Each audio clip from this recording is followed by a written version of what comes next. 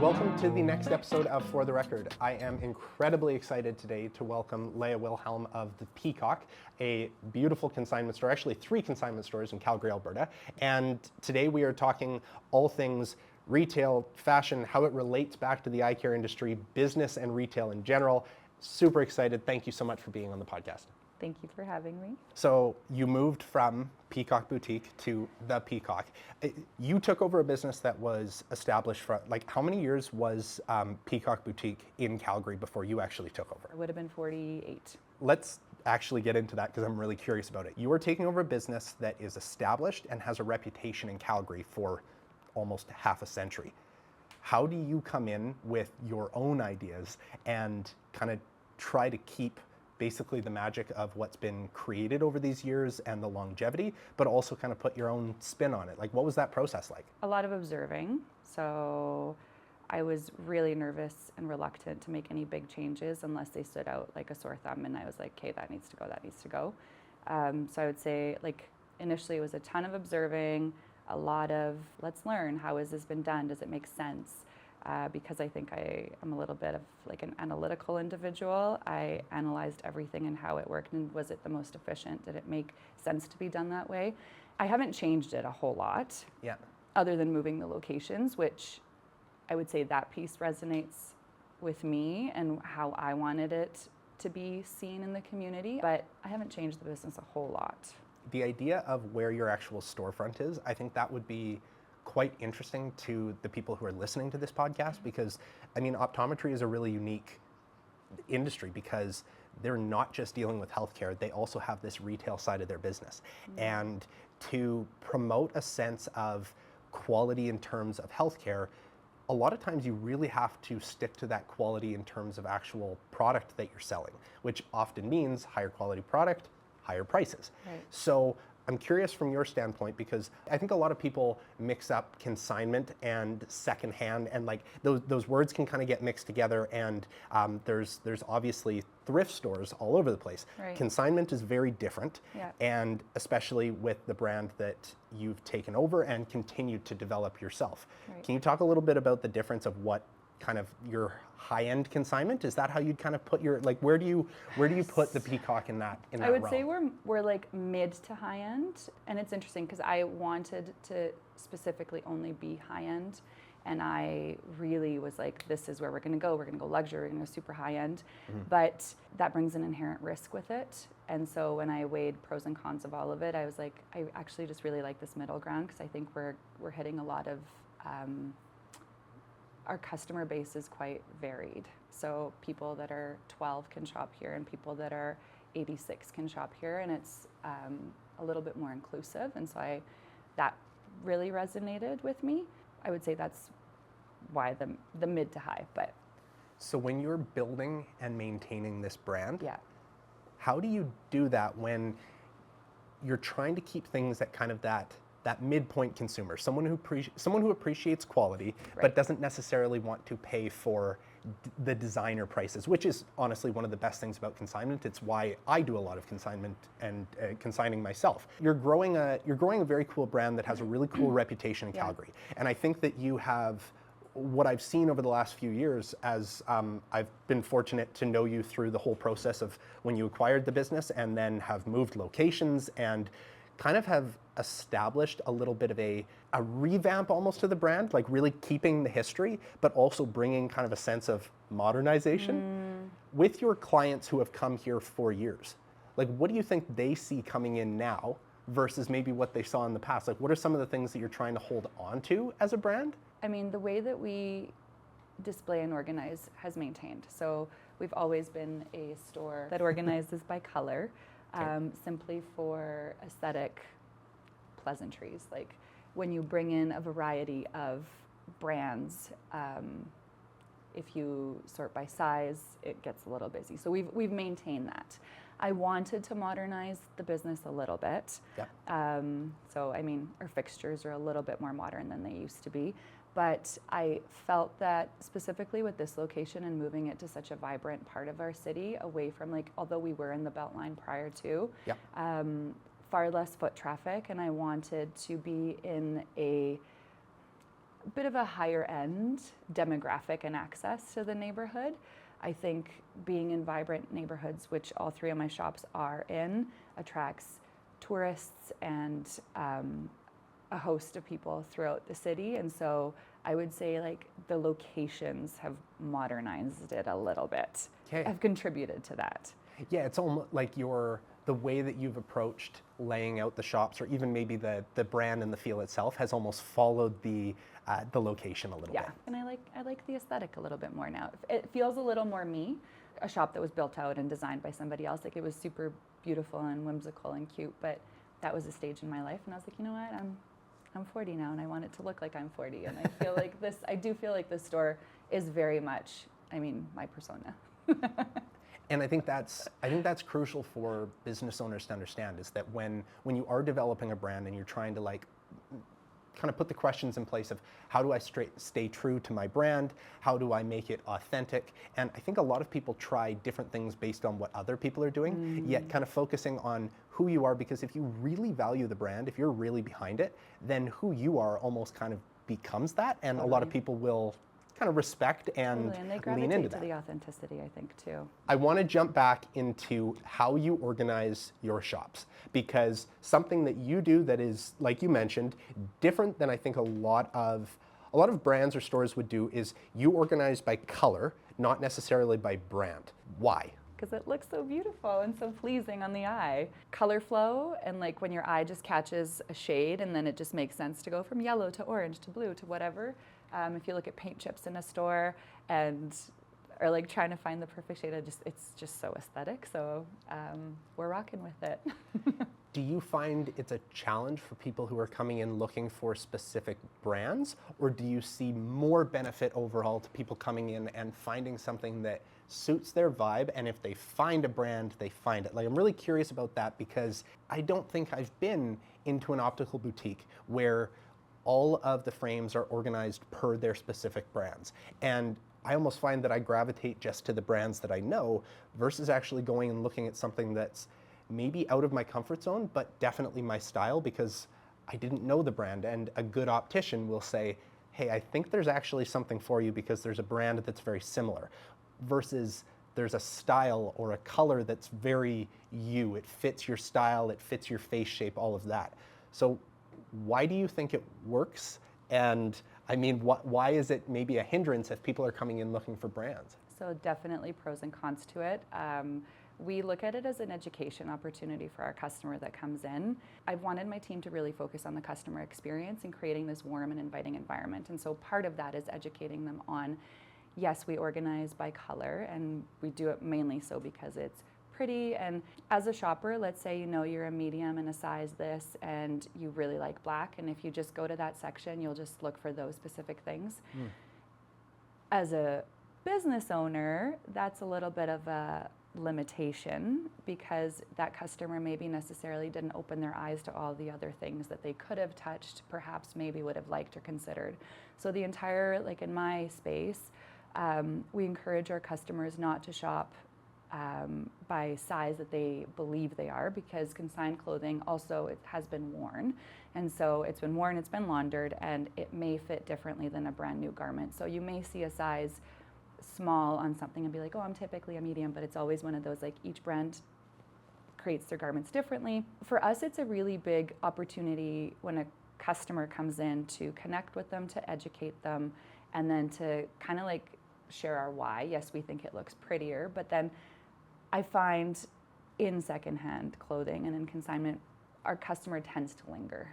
They search for their treasure, they take their time, and so I don't feel that it hinders us necessarily. I think it gives us an opportunity to build that relationship, which is ultimately what I want with anyone that comes through my doors. I want them to be greeted, to be seen, to have a pleasant human experience, like in the world as it's changing and as we're becoming so much more technologically AI focused.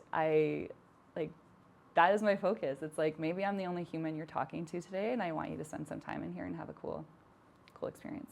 So how important is that to you, that the team here creates that kind of environment for customers walking in? It's a non-negotiable. How do you think that changes the experience? When I'm thinking of going and shopping for a new bed frame or a couch or something like that, I think of the big box stores that you can't turn a corner without someone trying to make commission on that. And they're almost chasing you down to make a decision. And so I feel like I'm almost a little bit more guarded sometimes when I walk into a retail store and someone immediately comes up and, hey, can I help you with anything? Where's the level with that? Where do you think the level is with that, of offering a good experience for customers, but also allowing them to kind of experience what the store is in general? I never want a customer to be hounded in the store and sold to. Like, one of our core values is authenticity, and I want obviously my team to be authentic, but like I want this to be like a real human authentic experience. And so I think I too have gone into so many stores and you're like, oh, I'm just looking for a pair of jeans. Oh, let me put in a sweater and I'm going to put in this. And you're like, you didn't hear me. Like, I love that you're making commission and I can sense that immediately. And now there's a dynamic between us and there's a pressure for me to either buy or have to have an uncomfortable conversation with you where I have to say nope, oh, and pass on it in a way that makes me feel impacted as a customer. So I do not want my team to sell. Like, I want to have sales, but I do not want them to aggressively sell. I'm looking more for my customer to come in, to be greeted, to be educated on our process, on our flow, on our things, and then to have the experience that they choose to have in here. I certainly hope it's a pleasant experience. I don't want them to come in and feel that they're aggressively sold to and being part of my daily targets and quota, because it's felt. A lot of the practices who we work with are multi-location practices, and that can be one of the biggest challenges for a successful business owner. Is you develop this amazing brand, a company that works very well, earns revenue, and has a staff that's really involved. And so it's time to open a second location to grow this brand. And suddenly you are one person splitting your time between 2 or 3 or 4 locations, and you still have to commit to keeping the brand the same as what got you to the next part. How have you found that multi-location ownership? Because I know that you put a lot of effort into the team leads that are a part of your crew, and you already brought up one core value that you have. That's something that we talked about in our last podcast episode, is how important core values are and making sure that everyone kind of understands that. But can you talk about your experience as a business owner having multiple locations and trying to keep that vibe and that culture the same across multiple? It is challenging because you can create one to be as such, and then when you realize that you have to share your time between the 2, the 3, the 4, and dilute your influence and your time that you give, something has to give. So maybe my perspective is different because I bought 3 existing.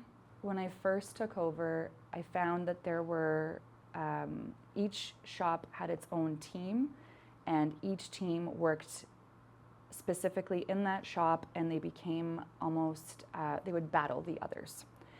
And although I didn't change a lot of things, I was like, no, we're gonna rotate. And so I found that there was a lot of clickiness, and I did not desire to have a clicky team, and I wanted people, not everybody can get along. I mean, it's an optimist in me thinking that we will all get along and love each other and it'll be fancy, but it won't be. So I found that cycling my team throughout each of the shops helped. It was no longer a 17th team or a Kensington team or an Inglewood team. It was just like you worked Monday, Tuesday, Wednesday, and maybe Monday was in this store, Tuesday was in this store, Wednesday was in this store. So there was no more belonging into just that one. I standardized all of our processes. I found that when the shops were run individually and had individual teams, my consigners and customers were having different experiences going to each of them. And that was really challenging for me because as the feedback would come back through consigners or customers, I was like, oh, that's not what we're working to create. And why is that the case? Because in Kensington, we do it this way, and that's what I'm trying to do. But why are you having that experience in Inglewood? And so it was, I would say 2024, but more 2025 was an intense year of standardizing of like, this is how we do it. This is the process. We sat down as a shop-wide team and we're like, okay, this is what makes sense. We documented it. This is the process we follow. And now it's like, it's a non-negotiable. It's, I want my customer to have the same experience at all three. I want my consignor to have the same experience at all three. There is always that human element, and people add their own flair, and I love it. I love it so long as you play within the box. So we do have like, these are the parameters, and you can do your creative outlet in there however you see fit. So that was a piece, but I would say the biggest thing that has helped me is surrounding myself with two solid leads that help me run the shops. And each of them has their own strengths, and they're complementary to one another, so there is no stepping on toes. And as they go through my shops, they ensure that XYZ is checked off and ensure that that is running. And so the three of us work together as a team, and then they help play that out. As someone who has managed people before, I can only imagine the day that you said you will no longer be at one location, you'll be at multiple. I can only imagine the response that could have got to go, I have my routine, I know where I am, I have my group, and how challenging that would have been, but how much I admire you actually making that call and saying, this is what's best for our overall culture and the overall direction of where we want to take the business. Let's fast forward to now. How has the team adapted to this in working in the different spots? Did they feel like did they bring something that they learned from working with other colleagues over to the next day? Is it a hindrance for hiring people? Funny, because I was like, this is an obvious solution. They should go through all the shops. This just makes all the sense. And so I was like, guys, here's a great change. And when I was met with, this is my routine, I was like, oh Lord, I did not think that through. Why is this a problem? So we had to focus on the positives of it. The positive is you get to go to all three of them. You get to touch all the things. You get to touch all the inventory. You get to meet the consigners, the customers. It was a hurdle, and it was a hurdle I was not prepared for, because I thought, this makes sense. Now that we're in it, so we've been in this since, I want to say it was since last fall, but maybe it was like really fully January. We have flow. So we flow, essentially with 3 locations, it's like a 3-week set schedule. And so Monday, Tuesday, they're here, Wednesday, Thursday, they're there, Friday, they're in one store, and then the following Monday, Tuesday, they're in the same store as the Friday. So there's a flow to it. They understand, they see something that I saw as the owner, that because I was going and bopping between all the locations, and someone who was specifically in one didn't, was that we do have the same consigners. We have a consignor that'll frequent all 3 of our stores and bring a bag here, bring a bag there, bring a bag there. And if you just work in this location, you miss that detail, and you miss that they're actually like a super consignor of ours, and they love us so much, and they bring specific targeted inventory to that location. And I think we were missing that in the connection with them in that store. And so now that they work in all the shops, they get to see that piece. I think and I mean, what I'm hearing is they do get to work with different team members in different locations. And then, yeah, you know, when you deal with an issue in Inglewood that was treated as such, and then you have the same experience in 17th, you can just be like, oh, it was a problem we've solved before, and I know how to do it. Is it a challenge in hiring? Perhaps. But it is something that we share from the get-go, and it's just that you have to have availability to work in all 3. I do give my team a set schedule for a chunk of time, so we schedule in trimesters, I call them, because I employ a lot of students. And so they have a set schedule, and they know what it is, and there are no surprises. So they do have the safety and security of knowing that from September to December, I'm working Monday, Tuesday, Wednesdays in these locations. Very cool. So although I've manipulated certain things, I did try to give a solid grounding.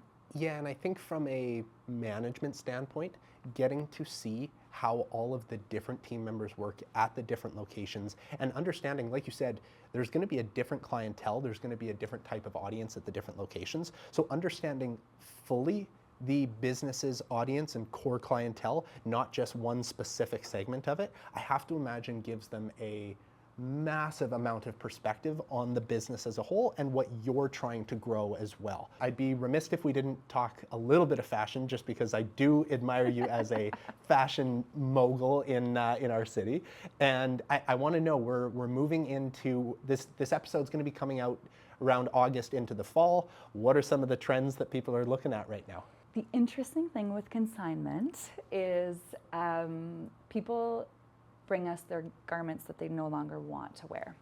So us following trends is a little bit of a tricky thing, in the sense that we may not necessarily follow the trends that are happening out there. So yes, we're seeing wide cuff denim, we're seeing ballet flats, we're seeing things, but I think for us in consignment, we have seasonal trends. So we know when our fall comes, we see a desire for more suedes, we see the leathers, we see the deep wine tones, the deep olive green. So there's for us, it's the fabrics, it's the colors, it's the pieces that people keep coming in for. Similarly, in summer, we saw lots of polka dots and stripes, and it's interesting, although we're not necessarily crafting the garment with that pattern or whatever it is, we do see the color and the tone play in. So trends are a little trickier to keep up with, but we always focus on obviously the good quality materials is our thing. And then, as you see an increase in certain tones and fabrics and stuff, and we're okay, we bring that in. I think that's an important thing for the audience that we work with to keep in mind as well, is that chasing trends can be very challenging when, especially with classes, this is something people wear pretty much every day, or maybe have a few pairs, but typically they're wearing some a lot more commonly. That if you're seeking trends over quality or longevity, or just having the options to style and fit people based on their skin tones, their face shapes, their preferences, all of that, it can make it very challenging if you're only chasing what's popular right now. We have a lot of people who work at the practices who don't wear scrubs. There are a lot of people who are wearing scrubs that are coming in, and so you're a little bit more limited on exactly what you're wearing. But I'm curious from your perspective, in terms of, people don't have to necessarily go and buy an entirely new wardrobe to really step up their professionalism at work. So for people who are not wearing scrubs, what are some of the things, maybe even from a consignment standpoint, that people can come in and purchase that here or at their consignment store that's local to them? What are some items that they can purchase that will kind of up their game right now? I think the more you establish your personal style, the more you shop for your own style and style yourself in a way that makes you feel confident in what you're wearing, the more you can up your game. I don't know exactly how an individual gets there. I think over time, and as we age and as we try the different trends, and as we low-rise jeans work for me, don't work for me.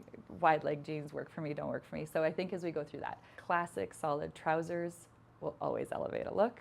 Personally, you could do a button-up with it, you could do a t-shirt with it. I think lovely tailored structured things are amazing. Other than that, I'm super flexible with whatever you wear. I think certain cultures wear patterns really well, and certain skin tones work really well with this color. So I don't know that I have a great answer to this, but I feel the more you lean into your own personal style and wear good quality clothing, and I think that's where a beautiful relationship can exist between consignment and your personal style, is that you can have access to better quality fabrics and pieces that are well made, instead of the trendy fast fashion stuff, which will ultimately elevate your look. I think when you put something on and you feel like $1 million, you're yeah, this feels so good. And so then you go into the world and you're walking around wearing this piece and you're yes.